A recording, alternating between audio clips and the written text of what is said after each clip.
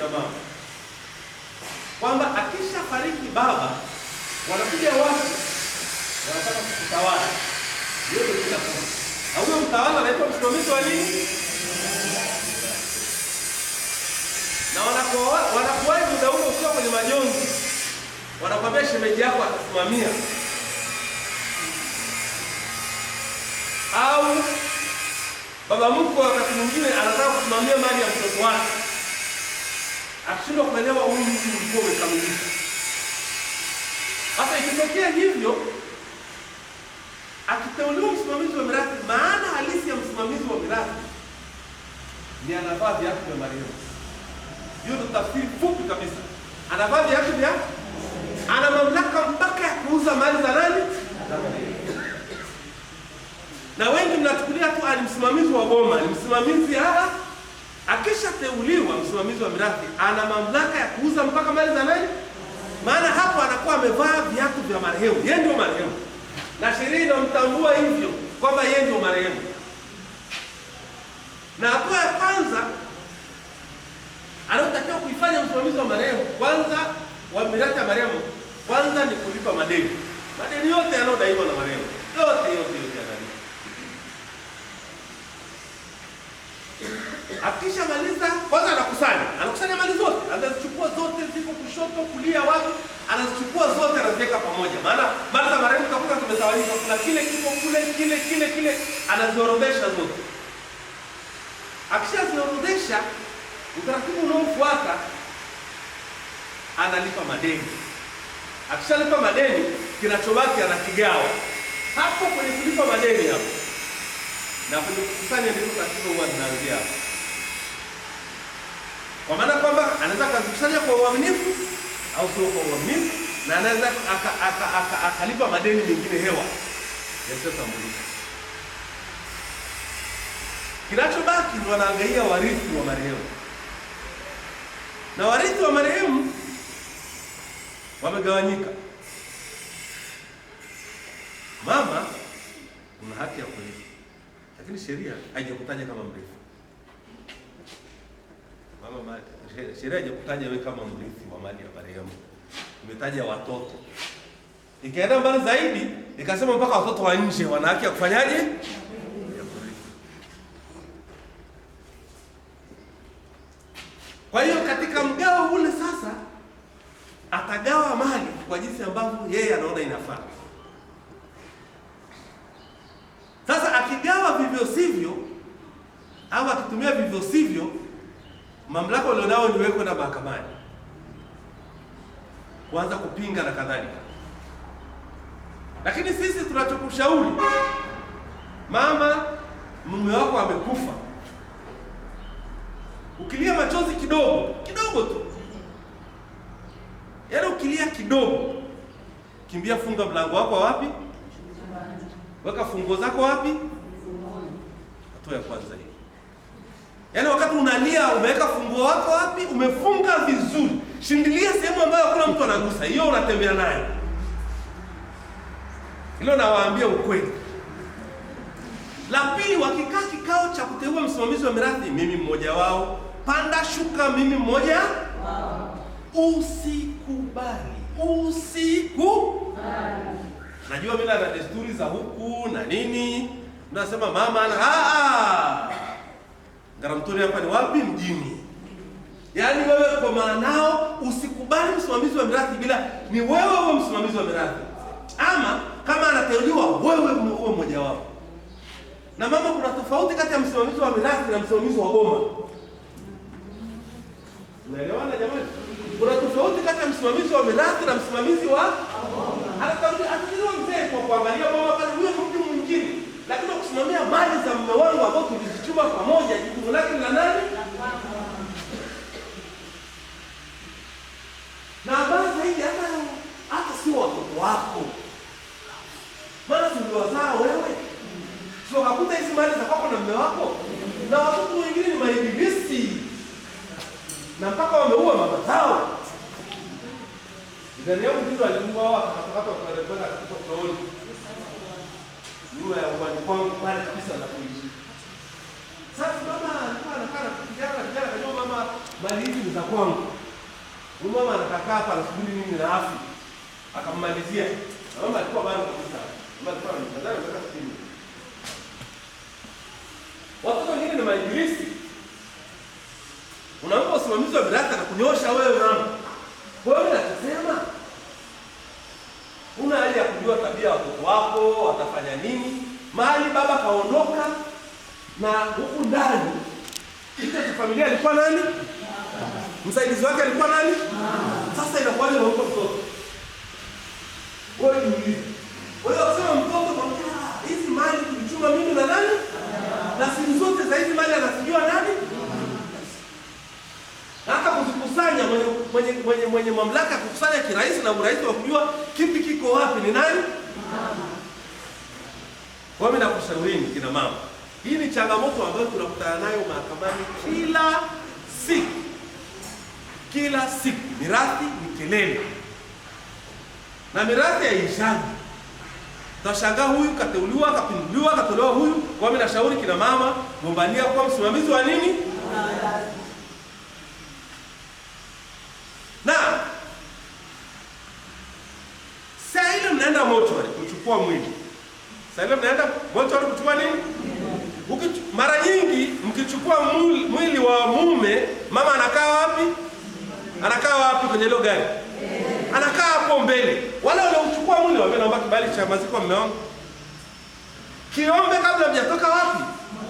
Kadri unavyoomba cheti cha ndoa pale altareni unaondoka nacho, hali kadhalika cheti cha kifo ndio msingi wa kila kitu. Kibali kile cha maziko.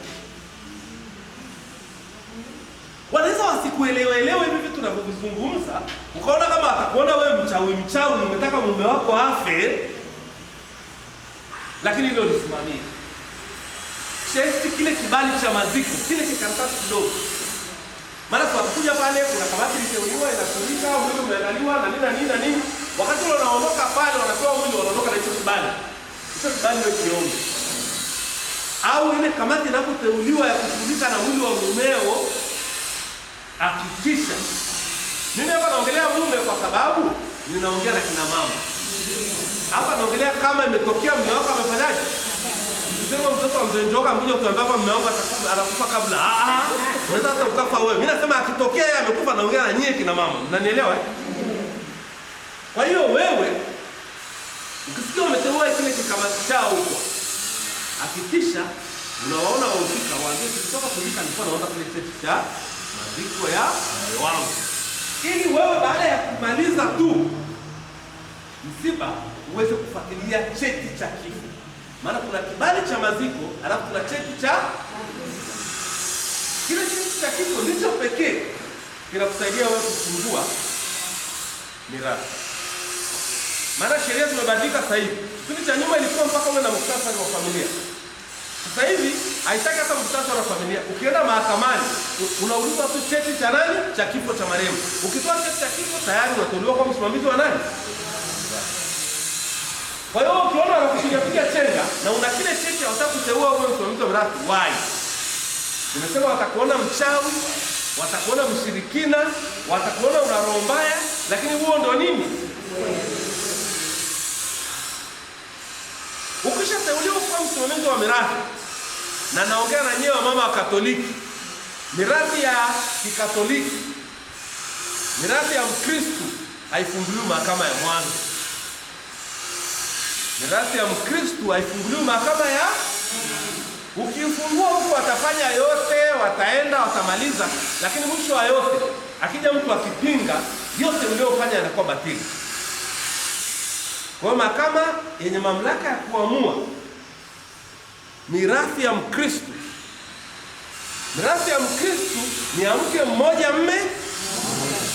Wenye mamlaka ya kuamua hilo ni mahakama ya wilaya au mahakama ya mkoa. Na kwa eneo hili mahakama yetu iko kule Rumeru. Kama unaenda Sekei iko hapo. Kwa Arusha mjini iko kwenye jengo la mahakama kuu. Kwa hiyo kwa maeneo haya yapo Sekei hapo Mount Meru unafanya nini? Ndipo unaenda kufungua mirathi hapo. Kuomba kutoliwa kwa msimamizi wa nini? Mirathi. Na ukishateuliwa sasa ndio utaanza kukusanya mali, ukishakusanya mali umemaliza utaanza kugawa. Na unapogawa jigawia na nani? Na wewe mwenyewe. Na share kubwa hakikisha inakuja kwa nani? Ili watoto wasianze kukupinda dada. Nimekwambia kuna watoto siku hizi wamekuwa kitu cha ajabu.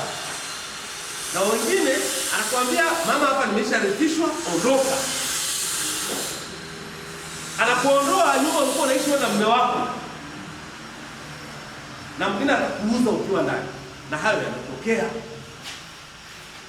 Wewe unapogawa, jigawie kwanza hata pale kwako nyumbani. Kwanza wewe chukua ile ndio yako. Ndio wako. Maana nimekwambia wale wote ni nani? Ni watoto wako.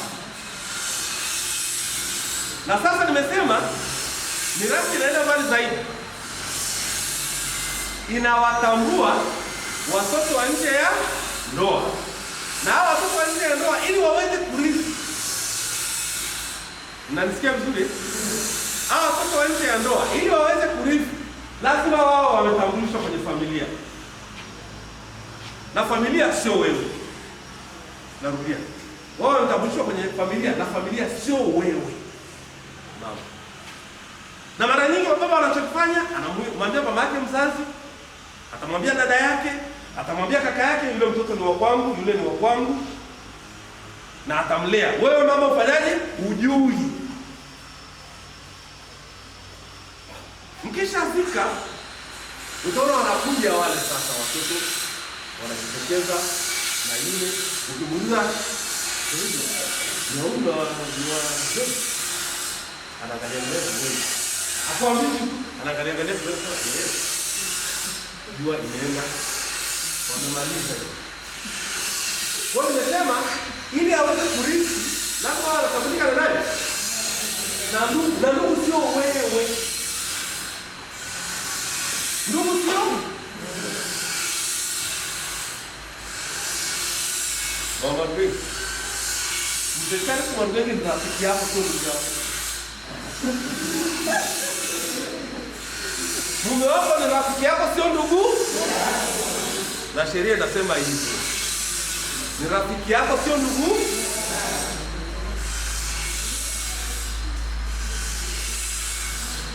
Kwa hiyo wanaotakiwa kufahamu ni ndugu zake wa kuzaliwa, ndugu zake wa damu, wa mume.